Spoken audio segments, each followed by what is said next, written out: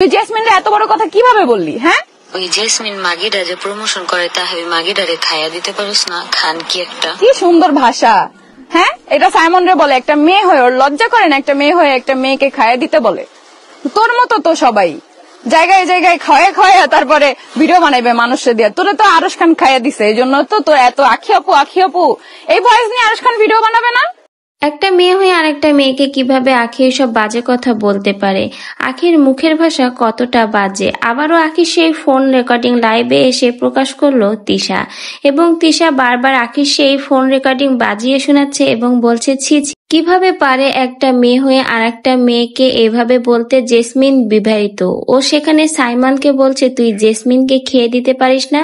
সবাইকে ওর মতো যে জায়গায় জায়গায় খাইয়ে বেড়ায়? তোরে তো আরশ খান খাইয়ে দিয়েছে, এজন্য দেখিস না আরশ খান আখি আপু বলে তোকে নিয়ে ভিডিও বানায়। তো এই ভিডিওটা কি আরশ খান বানাবে না? সে এখন কই গেল?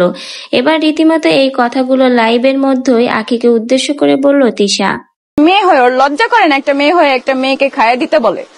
তোর মতো তো সবাই জায়গায় জায়গায় খাওয়া খাওয়া তারপরে ভিডিও বানাইবে মানুষে দিয়ে। তোরা তো আরশ খান খাইয়া দিছে, এই জন্য তো তোর এত আখি আপু এই ভয়েস নিয়ে আরশ খান ভিডিও বানাবে না?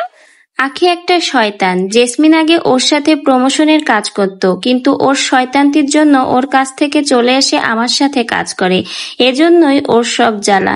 এই জন্য ও সাইমনকে বলছে জেসমিনকে খেয়ে দিতে। কিভাবে পারে একটা মেয়ে হয়ে আর একটা মেয়েকে নিয়ে এই কথা বলতে?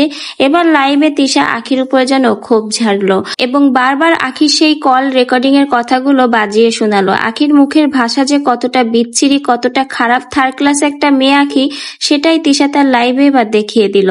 তা না হলে আখি একটা মেয়ে হয়ে আর একটা মেয়েকে নিয়ে কিভাবে এইসব আজে বাজে কথা বলতে পারে?